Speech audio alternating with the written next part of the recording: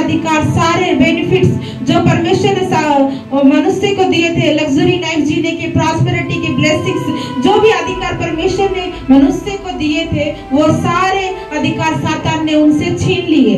చూడండి, దేవుడు మనిషికి ఆయన జీవించడానికి ఏ ఆశీర్వాదాలు ఇచ్చాడో, ఆయన అభివృద్ధిని గాని లేదా అధికారాన్ని గాని అవన్నీ కూడా సాతాను మనిషి దగ్గర దొంగలించాడు, తీసుకున్నాడు। సో ఫైట్ किसके बीच में है? युद्ध किसके बीच में? मनुष्य और सातान के बीच में है। యుద్ధము ఎవరి మధ్యలో జరుగుతున్నది?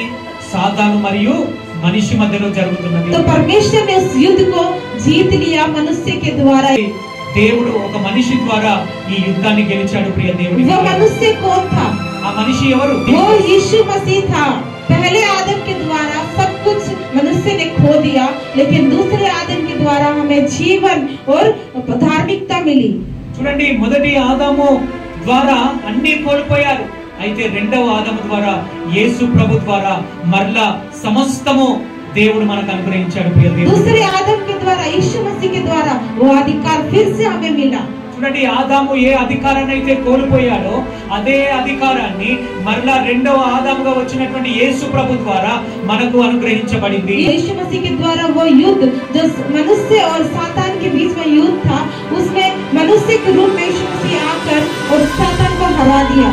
చూడండి, దేవుడు యేసు ప్రభుని ఈ లోకానికి పంపించడం ద్వారా ఏ యుద్ధం అయితే మనిషి అపవాది మధ్య జరుగుతున్నదో ఆ యుద్ధము యేసు ప్రభువే ఒక మనిషి రూపంలో ఈ భూమి మీదకి రావడం ద్వారా అపవాదిని జయించి ఓడించగలిగాడు। ప్రియ దేవుని